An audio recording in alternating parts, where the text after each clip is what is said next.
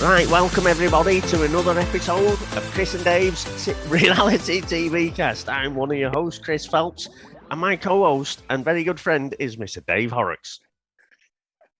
Well, welcome everybody to another episode. so like Terry Christian or something. I can't even do your bit. I don't even know what you fucking say. That was very good, Mr. Horrocks. Hi, Chris, and hello to our listeners out there. Our listeners out there. Welcome to the Chris and Dave's Reality. This is it. Welcome to Chris and Dave's Reality Cast. I am Dave. Reality Dave TV Horrocks. Cast. TV Cast as well. I am Dave Horrocks, and this is episode 26. So, Chris, Dave, Stroke, whoever you are, where do you want to start today? It's just like that old Jodie Foster movie, isn't it? Or is it Vice Versa or something? Or what a cracking start. And you always get 100% professionalism with this podcast. So we're back to normal now. So I'm Dave, obviously, and that's Chris, in case you were fooled.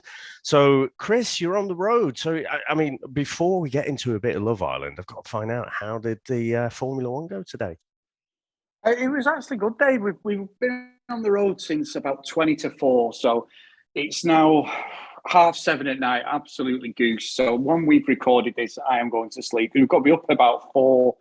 But as a spectacle, brilliant, expensive as always. Get your pants pulled down, Dave, completely. You need to take your credit card or any other card with you, whatever you've got. You need to do something when you go there. But brilliant. Lewis Jordan's a massive Lewis Hamilton fan, so he came 5th in the qualifying, but he absolutely pissed it down, did it, when he went to the qualifying. And Jordan said, "Bring the umbrella, Dad." I went, "No, I don't need it."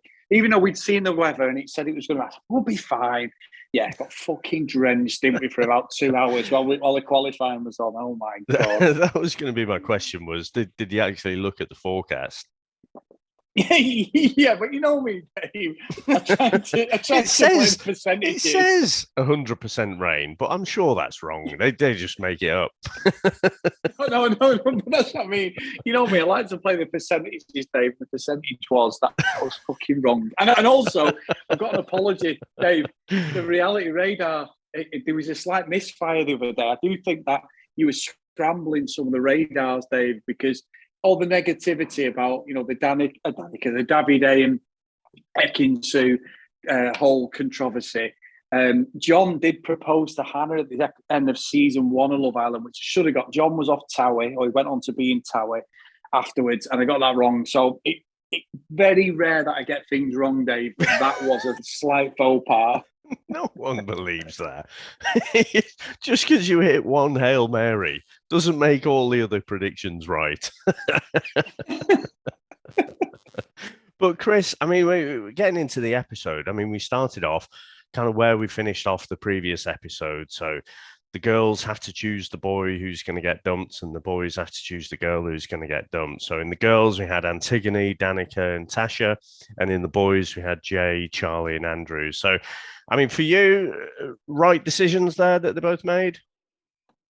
I think so. I thought, obviously, with the guys, it had to be Charlie. He's done absolutely nothing.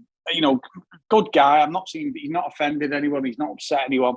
He just doesn't fit in. Obviously, there's an age gap there, whether they want to admit how old he is or not. But as a person, he's done nothing we've seen. I know some of the guys were saying he'd been hilarious for the last couple of days, but we'd seen nothing on the camera. I'm sure if you watch the unseen bits tonight, then they'll absolutely be him pissing himself and he'll be a joker, because that's what's happened in a lot of the unseen bits. But what I had a problem with was Antigone going. Not because she was going, because it was her and Danica, because either of them haven't done a lot. I know Danica's tried to graft more and I've said at times desperado, but not a good look for Paige again, Dave. There's something going on in there. Whether we've said about Paige and Jackson, especially Jackson had a favourable edit. Paige is coming across, Dave, as a bit of a mean girl at the moment. I'm not liking.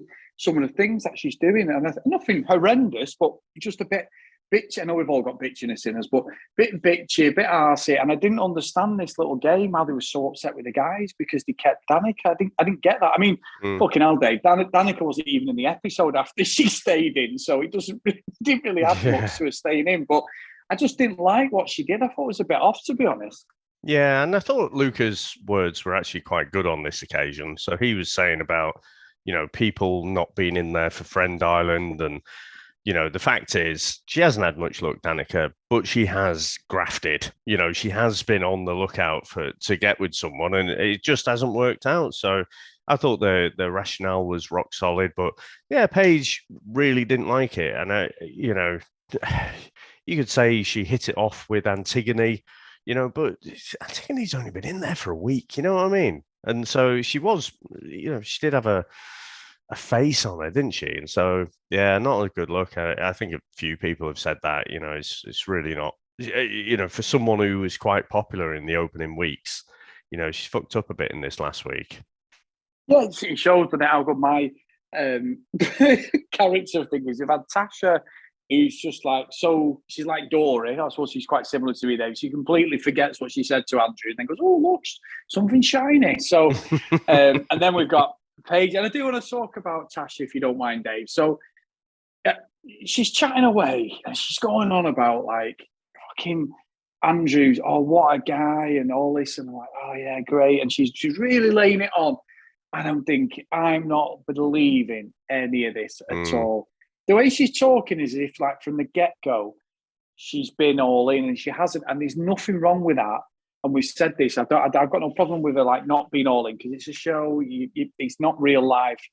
But it's just like every time she says stuff like that, I'm like, hang on, 3 episodes ago, you were slating him, Charlie come in, everyone else. You were dying to get off that train. So I'm not going to exhaust that again. We've talked about the other episodes. But yeah, every time she speaks stuff like that, I'm just like, fuck off. I'm not believing that for a minute. Yeah. You know what it made me think of? It made me think of like Paige and Jake from last season. But there, Paige had been in all in, and then when the vote didn't go their way or something, and she's like, what are people seeing that I'm not seeing? Tasha's using the same lines, but it's like, look, you've only just really decided that you're all in, and certainly us too, I don't think, and probably a lot of the voting public don't really believe that you are all in now. So I think it felt to me when she was talking to Gemma, like she was almost looking to put the blame onto Andrew. What are they seeing that I'm not seeing? And it's like, yes, no, they voted you and Andrew both in the least popular. That doesn't mean to say you can put it all on him and just say, what is he doing that is making me so unpopular? So yeah, it's a very strange one, but I think she's probably one of those people who really takes what other people think to heart. Whereas, we've seen other people in the past and they're like, well, I don't really care. She really believed like her and Andrew was the real deal. I don't think she'd be that arsed about the public vote. I mean, it might sting a little bit, being unpopular, but fuck it. I'm supposed to be here for love, Andrew. So, yep, fuck what everyone else thinks. And then if she actually came out like that, sorry to cut across there, Chris. If she actually came out like that, I think people would believe in it and get behind them. But I'm a little bit like you. I'm still skeptical now. Yeah, you know what, David, and you're completely right. That was so bizarre. That was just, she basically revealed her game plan, that it is about trying to get a solid relationship to the public. And that's where, and we know it is, we call it out every episode, the career, the OK magazine deals, all the other crap that comes with being on Love Island. But that, for me, was like exactly what you said. If she's found her one, why are you bothered? What anybody? That's just, I completely forgot about that. Such a great point. I was sat there going, but it doesn't matter. It's like when a couple get together and the family have reservations. I always laugh about this, but mine now. She said when I got with Sam that Sam was after my money, right, Dave? Well, I'm the oldest of 9 kids. I moved into Sam's mortgaged house. She had a car, a house, everything, and she had savings. I walked through her front door with a bike, and a bin bag full of VHSs, Dave. But my nana said and a that retro Sam Man was after United shirt, probably. yeah, retro Man United shirt and a load of washing. But apparently, Sam was after my money. So I don't know how that works, Dave. I think obviously it was probably the best career move I've ever done, other than the fact that I love her. But that's not the point, Dave. But she was adamant. I got that through my old man. I was thinking that doesn't work. Just it's the other way around. Her family, Sam family should have been the ones questioning me. So when you get with someone, it doesn't matter what people think. If you love each other and you're happy and you're content, it doesn't matter, does it really? As long as you're not hurting each other or you're not toxic within that relationship and you're happy. You just got to say, fuck it. And I know this is different. It's a TV show. It's not like they've got a house, a cat, a dog, or whatever. But if she's she's doing that love thing, you think she's Gareth Bale doing the old love side of that, then fine, go with it. If you get voted off, it would have been interesting if Andrew had got voted off, because I don't think she'd have left. No, 100% she'd have stayed. But then, that's a good one. Do you think if Tasha had gone, and I can't, the boys wouldn't have sent Tasha, but if somehow she'd have left, do you think Andrew would have gone? Yeah, I think so. He might have done. Yeah, I agree. Yeah, I do. I don't think the other way around. And it's not let's go at Tasha, but that would have been the crux of it, because we've had this before, haven't we, where couples get to go and then one of them goes, and it's like, it's all right, let me have time to think. And then a week later, they're with someone else. So a classic Love Island, to be fair. My favourite was it the second season of the Australian one? And you've got that Matthew, and he's crying his eyes out because his girlfriend or the person who he's coupled up with is getting sent home. And she's like, well, you could just leave with me. He's like, oh, I'm really sad you're going. Do you remember? See ya. Yeah, see ya. See you in 3 weeks. Don't worry about it. If you get in bed with someone, don't worry about it. It's the show.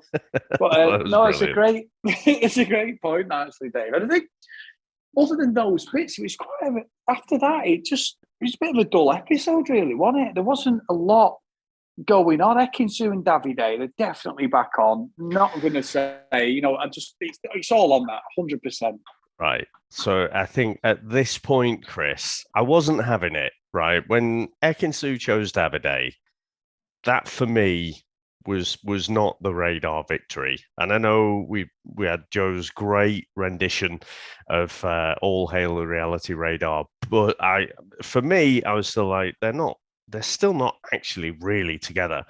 Davide is still constantly like, he just takes the piss out of Ekin-Su, But I did say in the last episode, he did seem to soften, and then you've just seen that more and more tonight. So I'll admit defeat, Chris.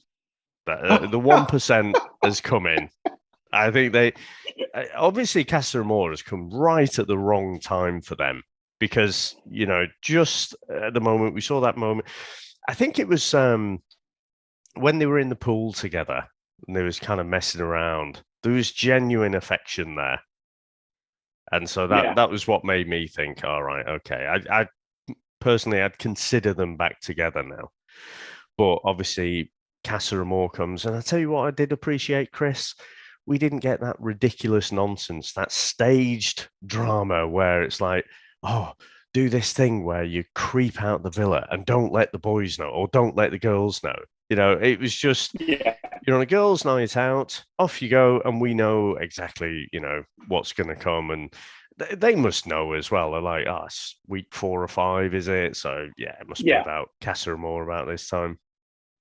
Yeah, it was interesting, wasn't it? Because the way they were in Casa Amor, the girls didn't go over the top, did they? It was like the editing had been missed, because obviously it looked like Casa Amor. It's pretty much not just going for cocktails, but then it was funny how then when they get the letter thing or the text, the text, and they're like, it's Casa Amor. Now, Dave, I've got a bit of a problem here with what they're doing on Love Island. I do think a few people have said it on our Facebook page as well and on Twitter, is they're using celebrity kids to come in third party. So one of the new guys is Ronan Keating's lad.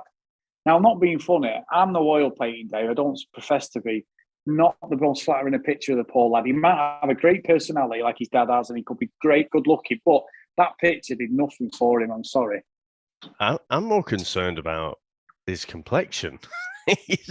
he's sort of got that be red as ginger fuck, hair, and he's got a very, very white body. And we see it with the others, even like, Davide, when he's in the VT sometimes, you can see how red he is. And it's like, fucking hell, this is not a good advert for skin cancer. You know what I mean? I know they put sun cream on and stuff, but they do appear to be in the baking sun for most of the day. Well, Ronan Keating's son there, he's going to burn to a crisp, isn't he? Fucking lobster. Yeah, I know. You're right. All the guys, we've seen the guys and the girls, and I don't think, just looking at the pictures, and it could be completely wrong, and that's not just singling out any of the guys that go individually. I do think there's far better looking people already in the villa, but people's personality should always overtake that, Dave. So you might get some really lovely people, but they're all good looking, but I don't think they're the same level as the ones in the villa. If he was just purely going off looks, anyway, personality might top all of them, which he should do, really. Yeah, let's see, Chris. I'm not really seeing. There's no obvious standout, which is going to be like, oh my god, they're a bombshell, and they're going to, come in and disrupt this group. Like, no one's coming in and challenging like Ekin Davide on looks, are they? You know what I mean? No. So No. I think let's see how it goes. And I noticed like Gemma was saying, I'd find it really weird just the idea of getting to know someone else that's not Luca. So I don't know.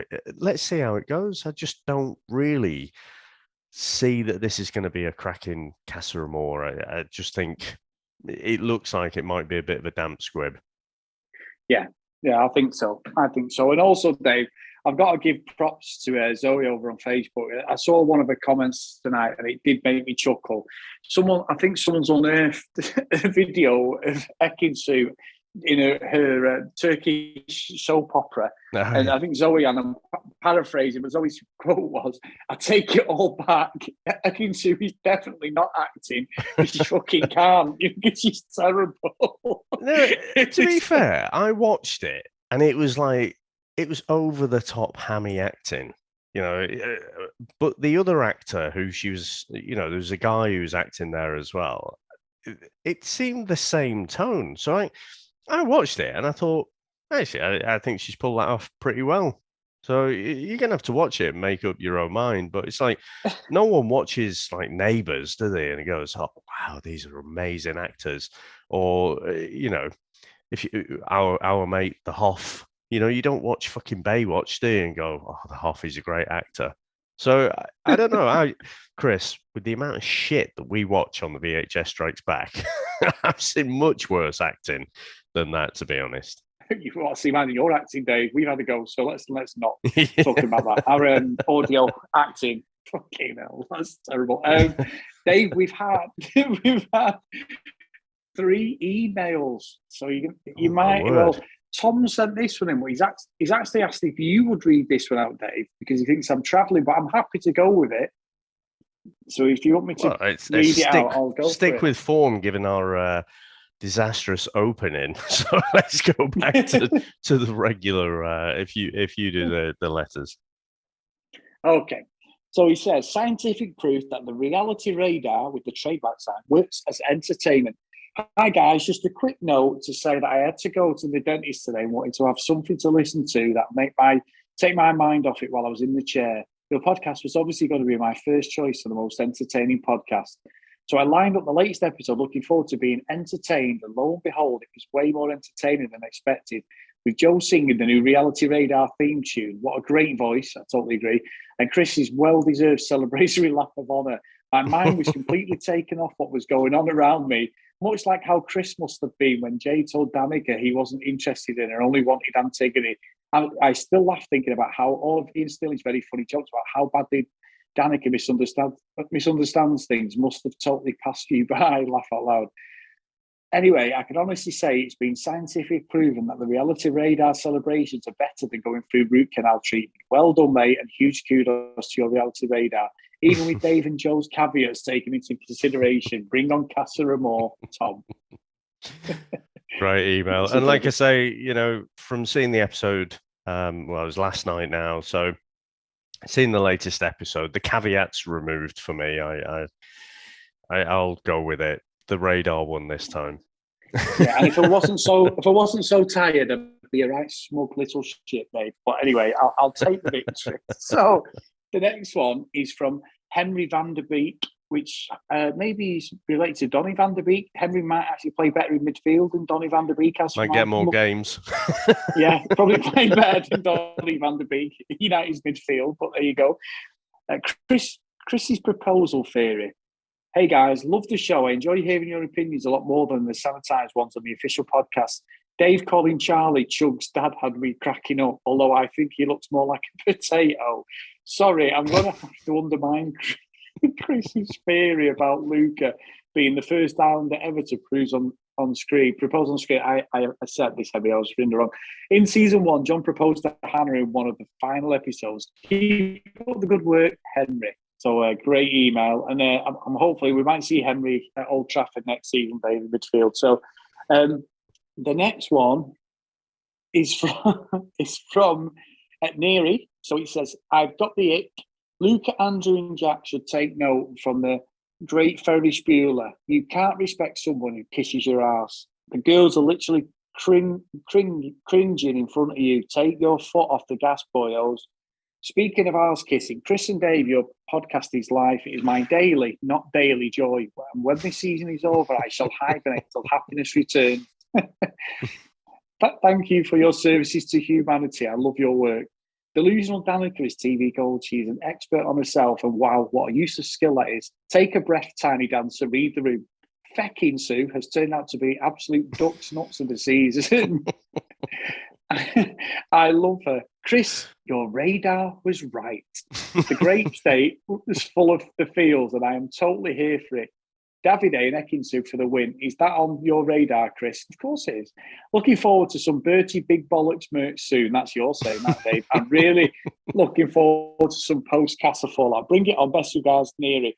It's pronounced like hooray and rhymes with ballet. Oh, God, I've got it wrong then. So I apologise. This is where you should read the whole email before you start. I won't mind. I've got Irish family anyway. That's terrible. I apologise. So it'd be anyway, Noré, I guess. Noré, yeah. Sorry. Noré. So I apologise, Noré. So anyway, thank you for the email. And my granddad, who's still with us, would absolutely give me a clip round the ear for pronouncing that wrong with all my Irish family. But there you go. Anyway, brilliant emails, Dave. Dave, it's just support all around for the radar. Unbelievable work. It is, and did I pick up on that the radar is calling out Davide and Ekinsu for the win? I think so. I think Dami and India are my favourites, but I think the TV time, even though Dami and India are just plodding along, they're getting along really nice. Ekinsu and Davide, I think the redemption of the relationship will probably what will win it for them if they stay together. Or caveat is that?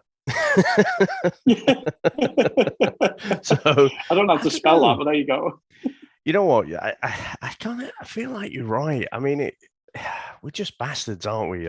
Those reality TV watchers. We like a bit of challenging in the relationship. So, you know, Dami and India have done absolutely nothing wrong, and for me, are the most solid couple in there. I still feel like Davide and Ekinsu, you know, one wrong word or something, and it could all blow up again.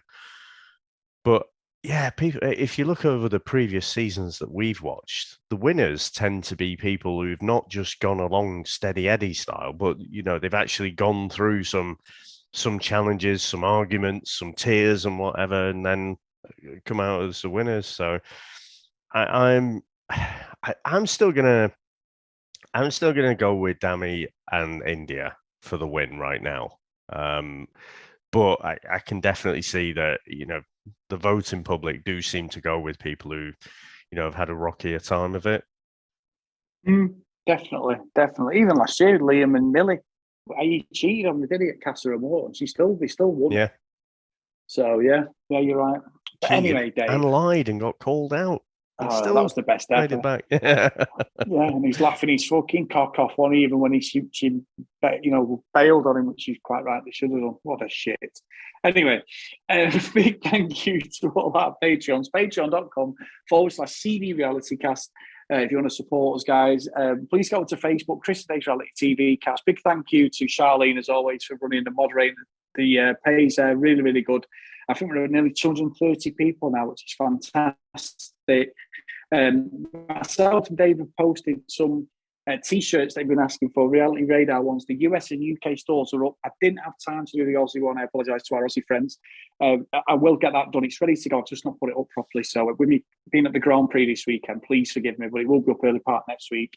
And we've already had some purchases. There's some great T-shirts. So I said, if you do get your T-shirt, guys, please post it on Facebook or your social media and just tag us in. And that's just brilliant. And that was just so humbling. People wearing our T-shirts. That is just ridiculous. Yeah, we're going to have to get some different designs that aren't the Reality Radar. I just want to put out there. But no, cheers, mate. Really appreciate it. The dedication, you're in your hotel room and still dialing in. And hopefully Lewis Hamilton can do with the business tomorrow. And I guess we'll be back again on Monday because you're going to be traveling back, aren't you? So you're not going to see tomorrow night's episode, but we'll be there on Monday. Definitely Monday. I'll watch it early Monday. But big thanks to everyone, guys. Please email us cdrealitycast@gmail.com and follow us on social media @cdrealitycast. So thanks, Dave. Great stuff, mate. I had to get this done. Jordan sat behind me. She's not happy because she's now gone to bed. It's only 10 to 8, but she's absolutely had enough. She's knackered. I'm knackered. So that is dedication, my friend. So I hope everyone enjoys the show today. Thank you. And I couldn't miss it, Dave, because we had to talk Love Island. Yeah, because we totally had to continue our streak of daily, not daily podcasts. So really appreciate it. And you must be knackered. So thank you very much, mate. I shall leave you to it. Thanks to everyone out there for listening and supporting us. And we'll speak to you next time. Bye.